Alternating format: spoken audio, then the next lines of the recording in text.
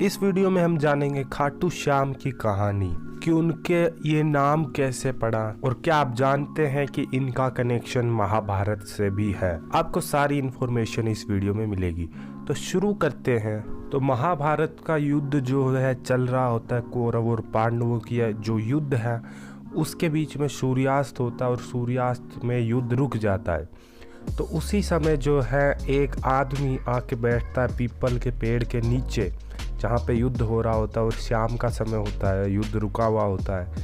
तो वो आदमी वहाँ पे बैठा होता है। तो उसको कुछ सैनिक जाके पूछते हैं कि तुम किस तरफ से युद्ध लड़ रहे हो या फिर किस तरफ से युद्ध लड़ोगे। तो वो आदमी बोलता है कि मैं तो बस युद्ध देखने आया हूँ और उसके बाद उस दल से लड़ूंगा जो हारने वाला होगा। और वो आदमी कोई और नहीं बल्कि खाटू श्याम जी ही थे।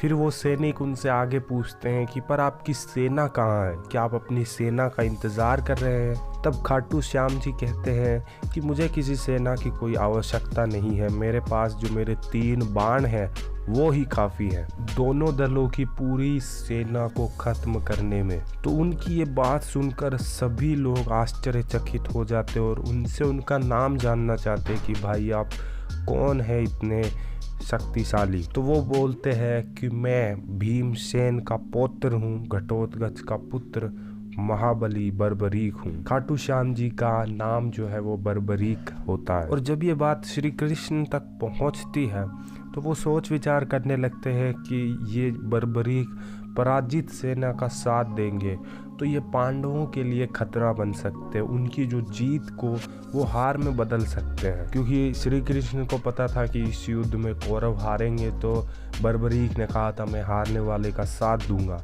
तो यहाँ पर जो कंडीशन है, सिचुएशन है, वो बदल सकती है। तो श्री कृष्ण इसके बारे में ही सोचने लगते हैं। तो श्री कृष्ण बर्बरीक के पास जाते हैं और कहते हैं क्या तुम्हारे बाण सही में इतने शक्तिशाली है कि वो दोनों दलों की सेनाओं को पराजित कर सकते हैं।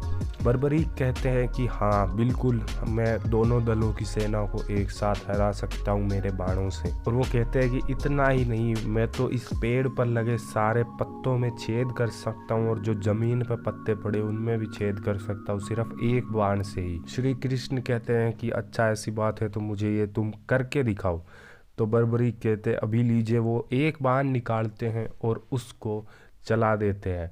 तभी श्री कृष्ण क्या करते हैं कि एक जो पत्ता जमीन पर गिरा था उसको अपने पैर के नीचे दबा लेते हैं। जो बर्बरीक ने तीर चलाया था, बाण चलाया था, वो सारे पत्तों में छेद करते हुए श्री कृष्ण के पैर के पास आकर रुक जाता है। और तब बर्बरीक जी कृष्ण जी से कहते हैं कि प्रभु आपने मुझे सभी पत्तों में छेद करने का जो है आज्ञा दी थी, ना कि आपके पैर में भी। तो श्री कृष्ण समझ जाते कि ये व्यक्ति को जो है मुझे युद्ध में भाग लेने से रोकना पड़ेगा, अन्यथा ये पूरा परिणाम ही बदल सकता है इस युद्ध का। तो काफ़ी देर सोच विचार करने के बाद श्री कृष्ण जो है ब्राह्मण का रूप धारण करके बर्बरीक के पास पहुंचते हैं। तो बर्बरीक जी ब्राह्मण को देख कहते हैं कि बताइए मैं आपकी क्या सहायता कर सकता हूं। ब्राह्मण कहता है कि मुझे दान चाहिए।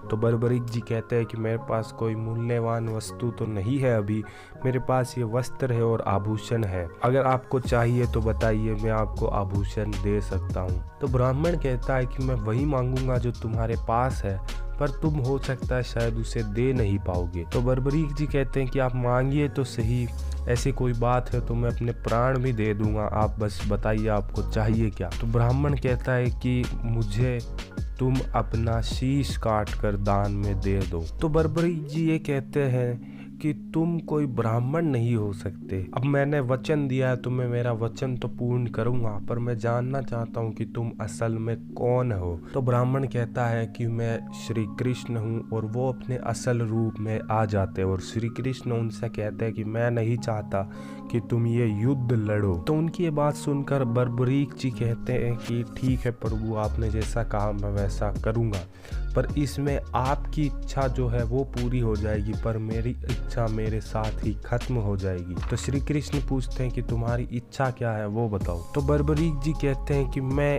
इस महाभारत के महायुद्ध को देखना चाहता हूँ। इतना कहकर वो अपना शीश काट कर श्री कृष्ण को दान में दे देते हैं और बर्बरीक की जो इच्छा पूर्ण करने के लिए श्री कृष्ण जो है उनके शीश को जीवित रखते हैं और जो पीपल का पेड़ था उसके ऊपर उनके शीश को टांग देते हैं ताकि वो वहाँ से पूरा युद्ध सामने होते हुए देख सके। और 18 दिन तक चला महाभारत का महायुद्ध हुआ। अंत में दुर्योधन की मृत्यु हो जाती है और युद्ध जो है समाप्त हो जाता है। पांडव उसमें जीत जाते हैं और उस युद्ध को जीतने के बाद पांडव जो है घमंड में चूर हो जाते हैं कि सबसे ज़्यादा योगदान किसका था। भीम कहता है कि सबसे ज़्यादा योगदान मेरा था, अर्जुन कहता है मेरा था। तो वो सभी जो है श्री कृष्ण से पूछते हैं कि आप बताइए, हम सब में से, हम भाइयों में से सबसे ज़्यादा योगदान किसका था इस युद्ध के अंदर। तो श्री कृष्ण जी कहते हैं कि यहाँ पर सिर्फ एक ही व्यक्ति है जो तुम्हें बता सकता है कि किसका सबसे ज़्यादा योगदान था, जिसने पूरा युद्ध को जो है एकदम बारीकी से दूर नज़रों से देखा हो।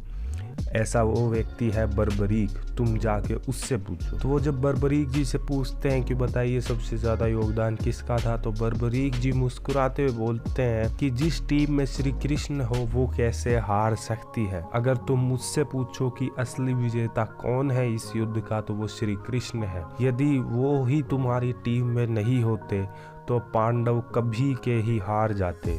तो बर्बरीक जी से श्री कृष्ण बहुत ज़्यादा प्रसन्न होते हैं और उनको वरदान देते हुए ये कहते हैं कि तुमको भविष्य में मेरे नाम से जाना जाएगा। जो तुम्हारी सच्चे मन से भक्ति करेगा उसकी सारी इच्छाएं पूर्ण होंगी।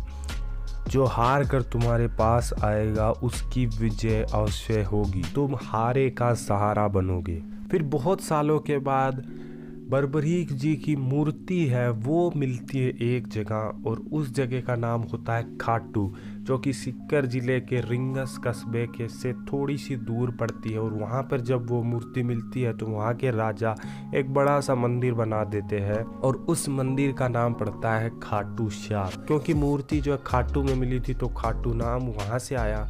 और श्री कृष्ण ने कहा था कि तुम्हें लोग मेरे नाम से जानेंगे, तो श्री कृष्ण का नाम भी है श्याम, तो खाटू श्याम बाबा नाम से आज हम उन्हें जानते हैं। आज के समय पर ये बहुत बड़ा मंदिर है, सीकर जिले में ये पड़ता है, रिंगस से लगभग 20-30 किलोमीटर दूर। खाटू श्याम को हम हारे के सहारे नाम से भी जानते हैं, खाटू नरेश के नाम से भी जानते हैं। तो ये थी कहानी खाटू श्याम की। क्या आप खाटू श्याम मंदिर में कभी गए हो वो मुझे कमेंट करके ज़रूर बताना। अगर मैं मेरी बताऊं तो मैं एक बार जा चुका हूं मंदिर में और बहुत ही अच्छा मंदिर है, आपको भी एक बार ज़रूर विजिट करना चाहिए। अगर ये वीडियो अच्छी लगी तो वीडियो को लाइक ज़रूर कर देना। धन्यवाद।